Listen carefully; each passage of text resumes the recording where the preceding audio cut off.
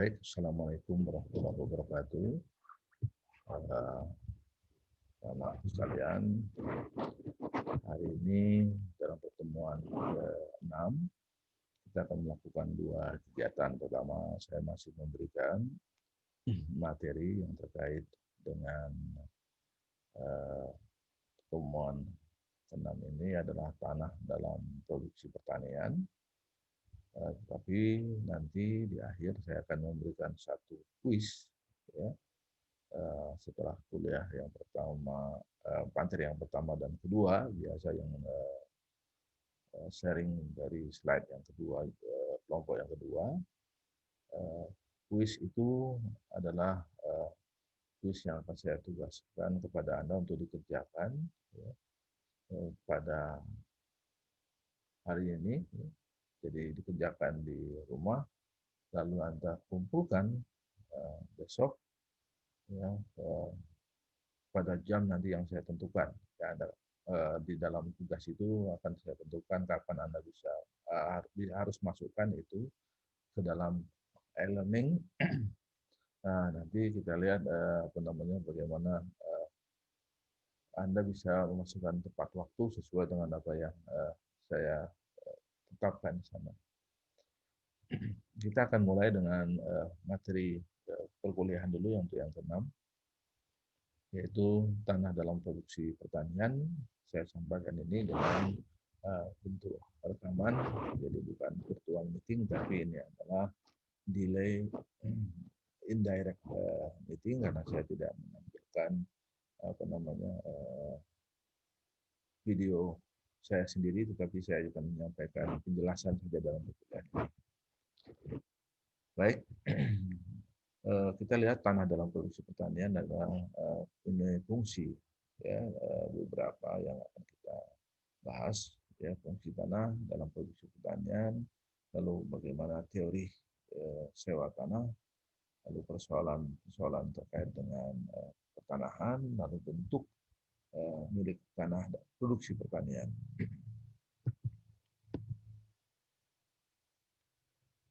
Teori sewa tanah. Okay. David Ricardo menyatakan bahwa sewa tanah itu bersifat diferensial. Maksudnya apa? Maksudnya adalah tinggi rendahnya sewa tanah disebabkan oleh perbedaan kesuburan tanah. Karena makin subur tanah, makin tinggi sewa tanah. Jadi, kalau kita menyewakan tanah untuk pertanian, maka salah satu indikatornya adalah tingkat kesuburannya. Lalu kedua dinyatakan juga oleh David Ricardo, naik turunnya sewa tanah disebabkan naik turunnya harga dari komoditi yang diproduksi dari tanah itu. Ini tentu tanpa harus dikaitkan dengan lokasi, walaupun lokasi bisa menentukan sewa atau harga tanah itu sendiri. Jadi makin tinggi misalnya harga beras, maka biasanya akan diikuti dengan makin tinggi sewa tanah, ya, tetapi tidak sebaliknya. Ya, makin tinggi sewa tanah, makin tinggi harga beras. Kenapa? Karena harga beras itu tidak hanya ditentukan oleh biaya produksi atau biaya usaha tanah dalam hal ini, tetapi tergantung juga kepada harga pasar. Lalu penyebab sewa tanah harus dibayar kenapa? Yaitu tanah persediaannya terbatas. Kalau tidak terbatas atau tersedia cukup luas, maka orang bisa meminjam pakai saja atau menggunakan saja, ya, atau nanti lama-kelamaan bisa juga memiliki tanah itu melalui proses sertifikasi. Lalu penawarannya tidak realistis secara sempurna, tergantung ketersediaannya tadi. Dan kenapa tidak realistis sempurna? Tanah tidak bersifat tidak terhingga, artinya tidak tersedia dalam jumlah yang bisa ditambah terus. Ini terbatas. Ingat, bumi ini itu bukan datar, tidak berujung. Bumi ini, ya, sebagai tempat kita hidup adalah dalam konteks tanahnya dia bentuknya global. Jadi ada ujungnya, tidak ada ujungnya tapi menyambung. Ya. Karena itu dia akan sangat terbatas. Oke, bagaimana teori sewa tanah? Ini. Jadi ada yang disebut dengan scarcity rent. Jadi teori sewa berbasis kelangkaan. Tinggi rendahnya sewa tanah akibat persediaan tanah terbatas. Makin banyak petani yang berusaha tani, makin tinggi sewa tanah. Yang kedua, teori ini dapat terjadi dengan asumsi bahwa tanah harus homogen dan mutunya harus sama. Ya, konteksnya ini kalau mau diusahakan untuk bidang pertanian sawah misalnya gitu ya, maka tanah itu akan mempunyai nilai sewa yang sifatnya akan mengalami kenaikan atau mengalami penurunan atau konstan. Karena apa? Karena dia homogen dan sifatnya sama, dan kalau diminta oleh banyak pengguna dalam hal ini mungkin petani, maka dia akan naik dengan mutu yang. Tapi kalau mutunya berbeda, maka makin baik mutunya, makin beda juga. Jadi kalau kelangkaan ini intinya hanya dalam konteks dalam luasannya dia terbatas. Nah, baik yang pertama maupun yang kedua ya dalam konteks teori yang terkait dengan sewa tanah ini adalah disebabkan oleh penting terus bertambahnya manusia yang memerlukan tanah. Artinya jumlah penduduk bertambah sementara jumlah atau luasan tanah itu sudah given ya, sudah tertentu dalam jumlah yang terbatas. Sehingga penggunaan oleh berbagai pihak itu akan menjadikannya bersifat kompetitif dan akhirnya menjadi langka atau terbatas ya untuk digunakan. Nah, perkembangan perekonomian mengakibatkan kebutuhan manusia akan tanah juga bertambah. Ya, tidak hanya digunakan untuk kebutuhan pangan dan sandang, tetapi juga kebutuhan perumahan, ya, industri, ya, lalu untuk amusement atau untuk rekreasi, ya, untuk banyak hal lagi. Itu yang dihadapi masalah dalam konteks penggunaan tanah. Jadi tidak mudah dan tidak juga kita menganggap enteng bahwa tanah itu bisa suatu waktu terbatas sekali. Ya. Nah, kita lihat bagaimana sekarang persoalan pertanahan. Ya. Jadi sewa tanah ini bersifat kompleks, ya karena apa? Tinggi rendahnya sewa tanah nanti semakin kompleks juga permasalahannya. Ditambah dengan lokasi, tujuan, penggunaan, harga barang, dan lain-lain. Ya, saya katakan tadi bisa saja mengalami kenaikan karena demand-nya meningkat, sementara tanahnya terbatas, atau karena ada faktor lain. Lalu hubungan antara pemilik dan penggarap tanah yang semakin kompleks, makin banyak penggarap, makin lemah kedudukannya. Mereka terhadap pemilik tanah, ya kedudukan mereka terhadap pemilik tanah. Nah, solusinya tentu ini tidak boleh dibiarkan penguasaan tanah itu mengelompok pada beberapa orang atau beberapa kelompok orang. Tapi ini harus bersifat walaupun aksesnya terbatas, tetapi ketika sudah dimanfaatkan dengan baik oleh mereka yang menggunakan tanahnya, ya, maka dibuka kesempatan untuk mereka memiliki sertifikat tanah atau kepemilikan tanah. Ya. Jadi yang kedua, hubungan antara pemilik dan penggarap tanah semakin kompleks. Ya. Makin banyak penggarap, makin lemah kedudukan mereka tadi terhadap tanah. Solusinya sudah saya katakan tadi. Konteksnya adalah bagaimana nanti pemerintah bisa memberikan akses itu dalam bentuk apa? Undang-undang pokok bagi hasil kepada para penggarap tanah, ya, dan kemudian dibuka akses untuk mereka lambat laun bisa memiliki tanah. Tetapi yang harus kita hindari kemudian adalah jangan sampai ada perpecahan tanah dan perpencaran tanah. Apa itu? Kalau perpecahan tanah itu adalah pembagian tanah berbasis apa namanya warisan. Jadi seorang ayah memiliki 10 hektar tanah beberapa waktu sebelumnya, dan ketika dia memiliki anak dua saja, misalnya dua-duanya laki-laki, lalu dibagi dua warisannya, satu anak 5 hektar. Ya. Si anak punya anak lagi, punya dua lagi misalnya, sama-sama laki-laki. Ya, jadi dibagi lagi 2,5 hektar dan seterusnya. Kalau begitu prosesnya, maka akan terjadi perpecahan tanah yang semakin kecil, kecil, dan tidak efisien pengusahaannya ya untuk bidang pertanian.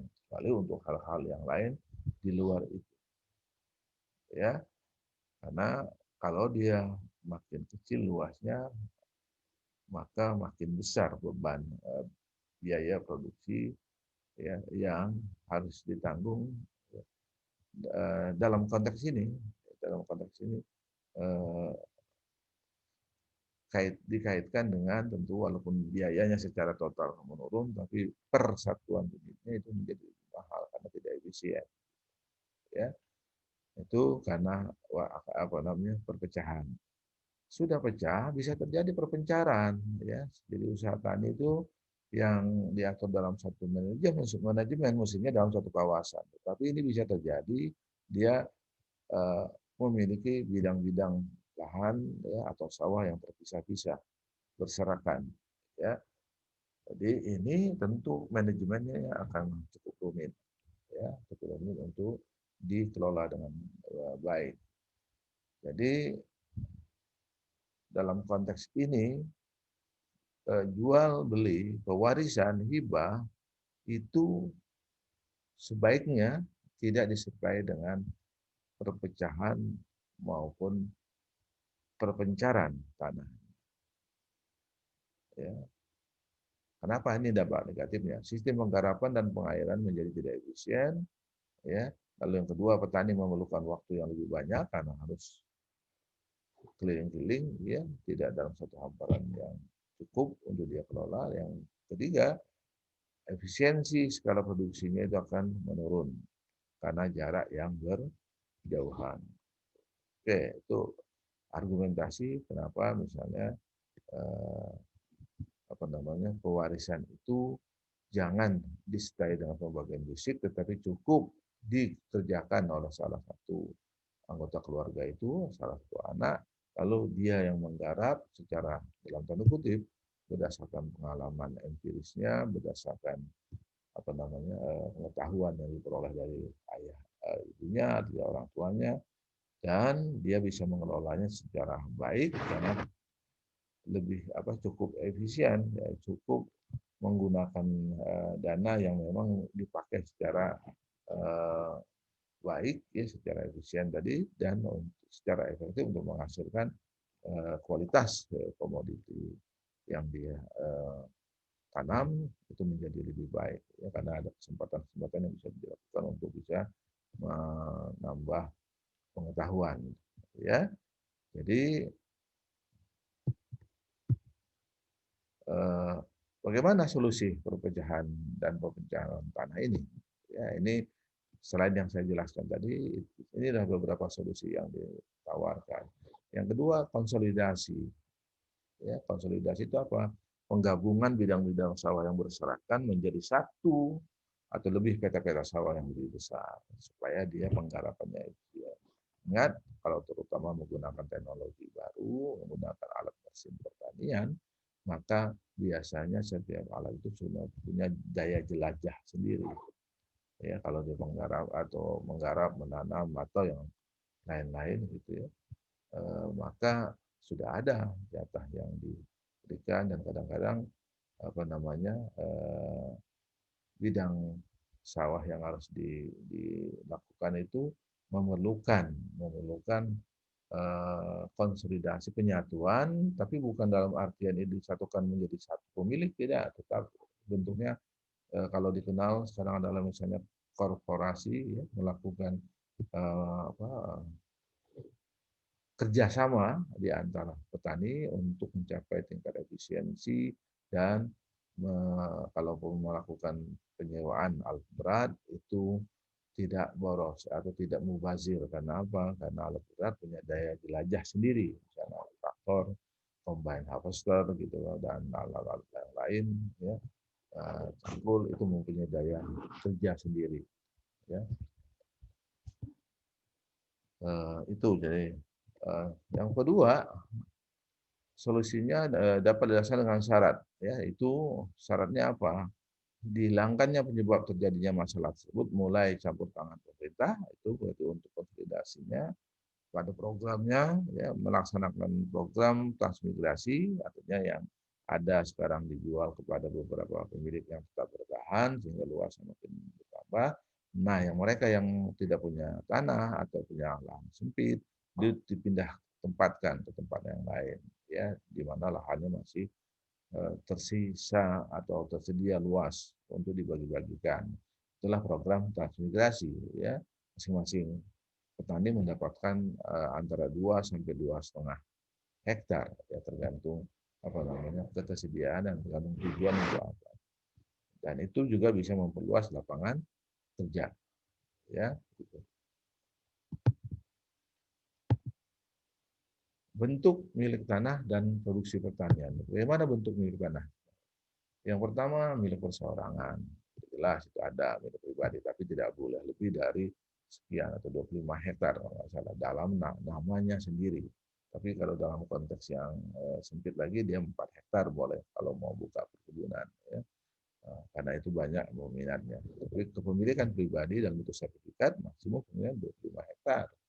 Lalu yang kedua milik desa. Milik desa artinya milik pemerintahan desa yang sewaktu-waktu bisa saja diberikan hak penggunaannya kepada tani atau kepada masyarakat desa itu. Ya. Lalu tetapi kebanyakan itu ada yang tanah desa itu digunakan oleh aparat desa sendiri dan hasilnya nanti digunakan untuk mereka bisa menambah ya dana pembangunan, ya pelatihan dan lain-lain. Ya. Lalu hak menggunakan tanah di pedesaan itu selain ada apa namanya hak yang diberikan oleh kepala desa, tapi ada juga yang diberikan oleh tetua adat. Ya, tetua adat itu akan memberikannya hak itu dengan nama hak ulayat. Ya, jadi hak pertuanan. Jadi pelaksanaannya dilakukan dengan kepala desa dengan cara membagi penggunaan hak terhadap tanah itu kepada warga desa dan memberikan gerak-gerik anggotanya untuk mencapai keuntungan yang berlebihan atau yang keuntungan yang maksimum. Adapun hak yang dapat digunakan pada tanah itu kategorisasinya antara lain untuk menjadi tempat tinggal, jadi untuk rumah, untuk mengembala, memelihara, apa namanya, berburu itu memelihara menangkap tanaman, ikan, menanam tanaman dan lain-lain. Lalu yang berikutnya adalah hak yang terkait dengan tanah pertanian yang sudah memang dikembangkan, tinggal masuk dan bisa misalnya melakukan penanaman baik monokultur dalam skala yang penuh atau apa namanya gabungan tumpang sari dan lain-lain ya, diversifikasi tanaman, tanaman hewan, tanaman ikan dan lain-lain itu sudah lazim dilakukan. Lalu yang berikutnya hak untuk mengambil hasil hutan tapi tidak dengan merusak hutan itu sendiri. Oke.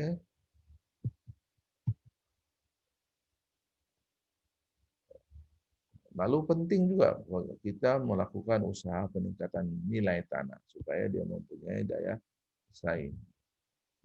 Dari sumber mana saja itu bisa dilakukan. Pertama, dengan memberikannya pengairan, mengatur kebutuhan air, drainase, dan irigasi. Ya bentuknya. Kalau drainase itu adalah mengatur pengeluaran air dari objek kegiatan sehingga tidak terjadi rendaman air yang terlalu lama begitu.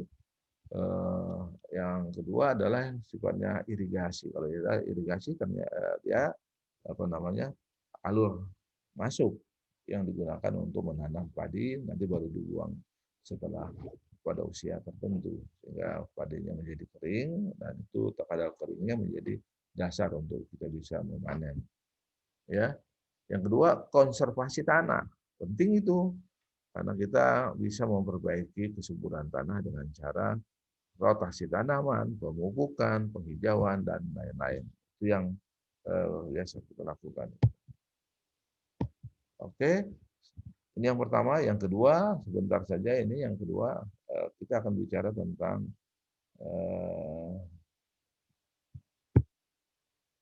faktor produksi dalam pertanian. Selain tanah, ya, tanah ada ini tadi. Ya, sebentar, saya harus sharing ini. Saya stop dulu. Oke, saya masukkan. Ya.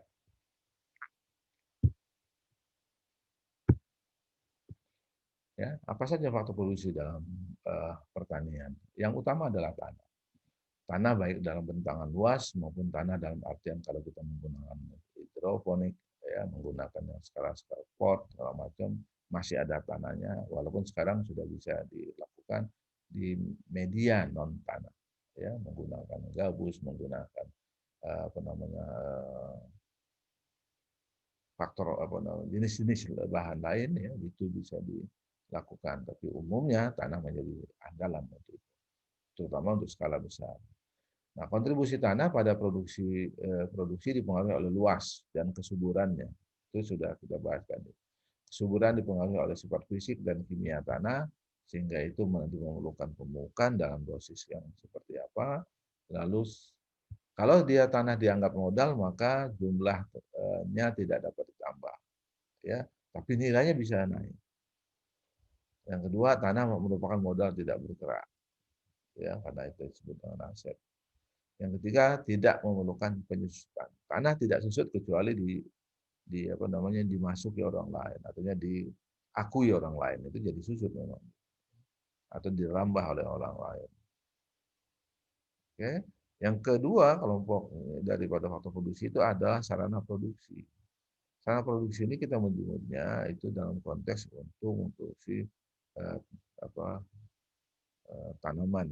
Ya, bisa juga produksi hewan dan produksi ikan dengan pemeliharaan, tapi kita utamakan itu. Ya, apa saja di dalamnya itu bibit, pupuk, pestisida, herbisida. Ya, ada yang lain, ada sentuhan teknologi yang lain bisa kita buat, ya, dengan teknologi maju. Lalu berikutnya ini sebenarnya sarana produksi juga, tetapi kita bisa kategorikan tenaga terpisah, namanya tenaga kerja. Pengaruh tenaga kerja dipengaruhi oleh jumlah dan kualitas serta pengalaman.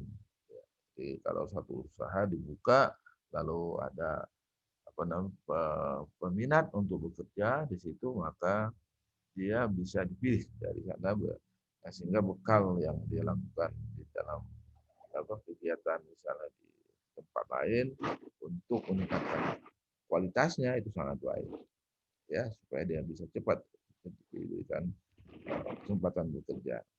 Yang keempat itu modal. Modal itu adalah barang atau uang bersama-sama dengan faktor produksi lain, tanah dan kerja tadi, menghasilkan barang baru ketika kita proses. Ya. Nah, macam modal apa? Modal yang sifatnya tangible dan non-tangible. Ada investasi manusia. Oke, itu tidak nampak. Dari sumbernya adalah equity capital dan debt capital. Ya, jadi ada kapital yang sifatnya kepemilikan, ya, kaitannya dengan pribadi yang bersangkutan. Ada yang pinjaman, ya, bisa saja debt capital. Dari manfaatnya ada yang private capital, keuntungannya hanya dinikmati oleh investor sendiri, lalu sosial kapital itu memberikan manfaat kepada apa namanya perusahaan-perusahaan ini kepada investor, dan sosial kapital itu memberikan manfaat banyak, misalnya dalam jalan dan irigasi, pembangunan jalan dan irigasi. Nah, lalu komponen kelima adalah manajemen. Itu adalah satu ilmu dan seni untuk mengelola, ya, merencanakan, mengorganisasi, mengarahkan, dan mengendalikan satu usaha guna memberikan keuntungan. Untuk dan ini dan and street, ya, 88% kegagalan bisnis disebabkan oleh manajemen yang tidak efektif.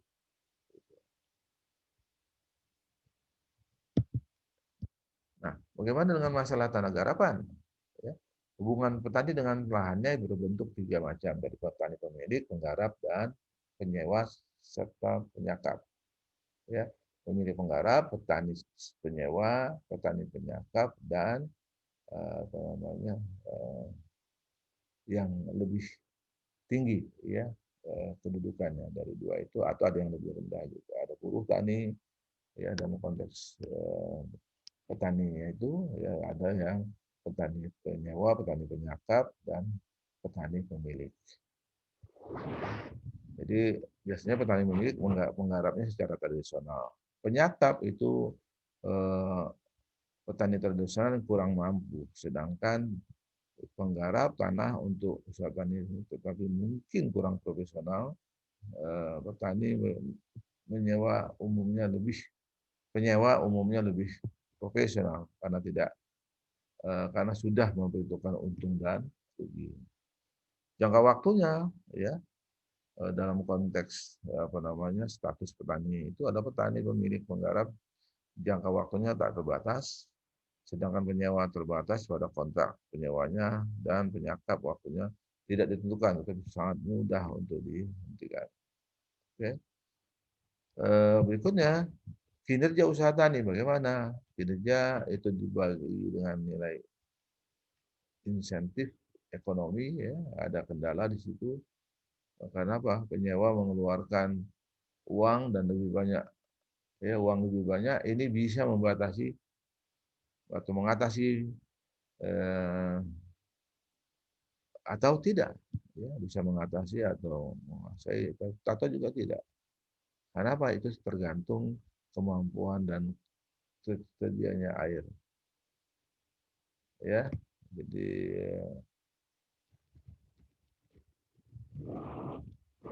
pengeluaran akan lebih banyak, ya, dalam konteks ini bisa membatasi, tidak tergantung kemampuan dengan kredit. Untuk menyakap tergantung perjanjian bagi hasil yang dibebankan. Nah, menurut undang-undang pokok, ya, pertanahan ini, ya, bagi hasil 1960, hasil dan biaya dibagi dua, tetapi prakteknya tidak demikian. Dalam praktek ada yang hasilnya dibagi dua, biayanya seluruh tergantung ditanggung penyakap. Ya. Lalu yang perpecahan dan pemencaran tanah itu disebabkan oleh apa? Perpecahannya, ya, oleh warisan dan penjualan tanah, penyewaan, penyakapan. Mengecilnya lahan bisa berpengaruh, ya, terhadap efisiensi usaha tani dan daya tawar atau daya saing petani serta kesejahteraan. Lalu yang berikutnya, pemencaran lahan disebabkan karena perkawinan atau warisan, pembelian tanah, penyewaan, menyebabkan pemencaran lahan disebabkan karena perkawinan, warisan, pembelian lahan, penyewaan, penyakapan, dan pemencaran tergantung pada efisiensi usaha dan keterbatasan strategi bisnis, strategi agribisnisnya. Ya. Nah, harga tanah gimana? Harga tanah macam-macam. Tanah dipengaruhi oleh, pertama, lokasi, kesuburan, topografinya. Ada yang suka yang datar, ada yang suka yang bergelombang, ya, tinggi.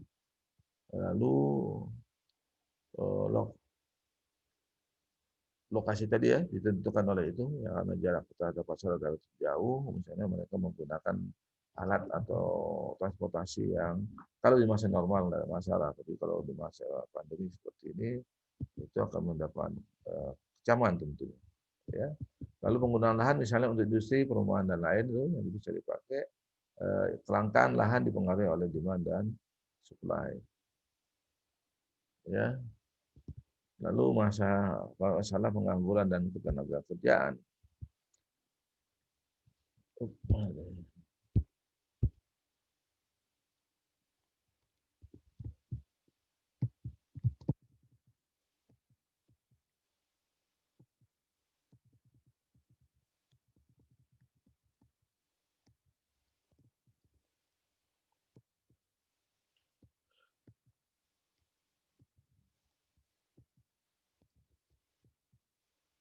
Nah, itu deh, ya. Ini terlewat, mohon maaf. Jadi kemiringan dari yang mempengaruhi harga tanah, kelangkaan tanahnya, lahannya sendiri, penggunaan lahan dan kontribusinya terhadap nilai produksi. Lokasi yang dimaksud adalah jaraknya terhadap pasar dan jalan raya, terhadap fasilitas irigasi dan lain-lain. Lalu kontribusinya terhadap nilai produksi dipengaruhi oleh kesuburan lahan, kemirikan lahan, tinggi tempat, ya, iklim cuaca, jenis komoditi dan lain-lain. Ya, itu intinya adalah benda hidup yang memang berobsesi ya untuk mendapatkan jumlah pangan cukup banyak gitu.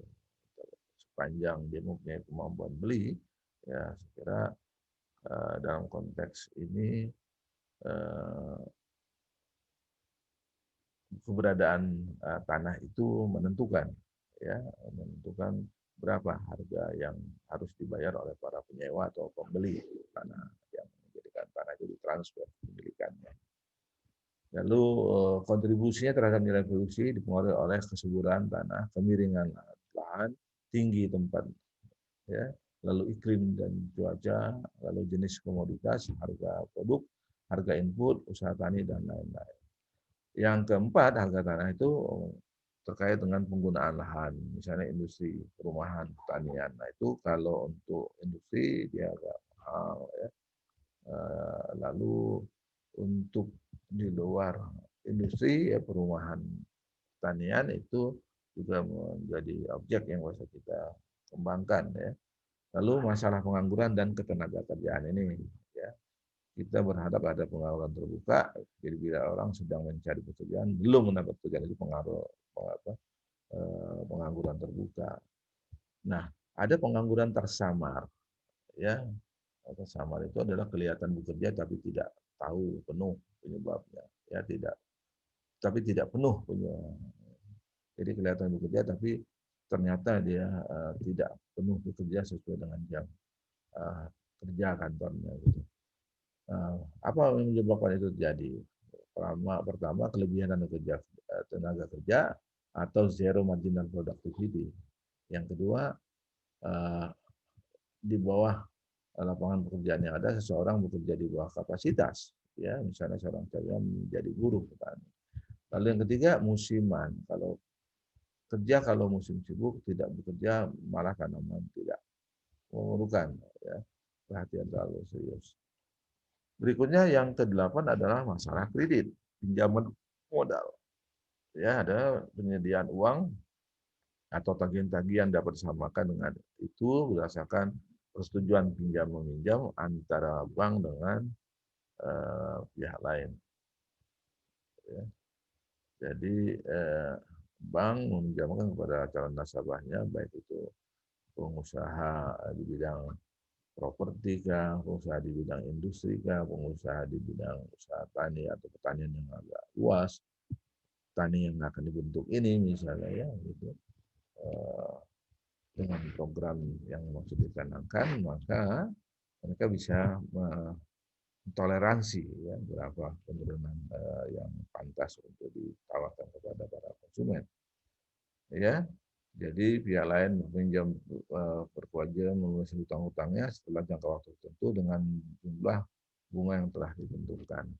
Nah, ini baik menurut saya, tetapi ini sangat tergantung kepada apa namanya, bagaimana prosedurnya. Jadi ada unsur kepercayaan di situ ada unsur waktu, unsur resiko, unsur prestasi. Itu harus diperhitungkan. Dan akhirnya muncul harga dari kredit itu adalah bunga. Jenis kredit berdasarkan tujuannya adalah kredit produksi dan konsumsi. Berdasarkan sifat pembiayaannya, kredit bereksploitasi dan investasi. Berdasarkan waktu pengembalian, kredit jangka pendek, menengah, dan panjang. Berdasarkan akibat penggunaannya, kredit statis dan dinamis. Ya, jadi konteks ini berdasarkan apa yang mau kita kembangkan. Ya, kalau dia mau perlu waktunya, mau jangka pendek, ya, beberapa tahun saja, menengah 5 tahun sampai misalnya 10 tahun, jangka panjang lebih besar dari 10 tahun bisa begitu. Nah, untuk apa yang terkait dengan perkebunan itu biasanya jangka panjang. Ya. Masalah bunga, nah, bunga itu harga saya katakan dari apa namanya kredit atau pinjaman, dan bunga itu ada yang murah dalam artian kalau itu diberikan kepada masyarakat luas di bawah koordinasi dengan pemerintah, itu pemerintah yang membuat yang murah, gitu ya. Tapi pembayaran hutangnya itu ada yang disebut dengan grace period, waktu jeda sebelum membayar kreditnya. Karena kalau kita menanam, maka tidak bisa membayar langsung pada hari berikutnya, bahkan perlu waktu untuk membayar setelah panen karena tanaman jangka pendek. Tanaman jangka panjang, tunggu juga setelah panen dan waktunya agak panjang sedikit. Tapi bunganya itu terhitung terus. Nah, bagaimana besaran bunga itu tergantung kepada biaya administrasi, biaya modal, inflasi, resiko, dan jangka waktu pengembalian. Nah, mengapa petani perlu kredit? Karena mereka terbatas ya modalnya, uangnya tidak cukup untuk membiayai usaha taninya, untuk membiayai pemasaran, untuk membayar atau membeli konsumsi sementara uangnya dipakai untuk usaha tani, untuk pembiayaan kegiatan sekolah, untuk menyekolahkan anak dan lain-lain. Maka dia butuh pinjaman. Nah, pinjaman itu harapannya nanti bisa dikembalikan setelah usaha tani menghasilkan produk, dijual lalu dibayar. Dibayarnya bisa langsung tunas atau bisa juga dicicil. Ya, untuk perkebunan biasanya dicicil, tidak sekaligus dibayar hutangnya, karena biasanya kalau sekarang untuk menanam kelapa sawit itu perlu 60 juta. Tidak mungkin hasil yang pertama bisa 60 juta. Yang pertama akan sedikit saja dia bisa bayarkan angsur. Nanti diangsur kurang lebih hampir 10 tahun baru lunas, lalu mereka mencapai produksi yang tinggi. Jadi sawit itu misalnya dari 10 tahun sampai 20 tahun setelah ditanam, itu ada masa-masa puncak produksinya. Nanti setelah 20 tahun menurun kembali. Kira-kira itu ya. Terima kasih. Kita stop sampai di sini dulu. Untuk yang ini maka kita akan berikan kesempatan kepada saya akan berikan kesempatan kepada Anda untuk segera nanti download tugas yang saya berikan dan Anda jawab pada waktu yang saya tentukan, ya kapan harus segera dikumpul. Yang tidak mengumpulkan maka Anda tidak akan mendapatkan nilai. Terima kasih. Wassalamualaikum warahmatullahi wabarakatuh.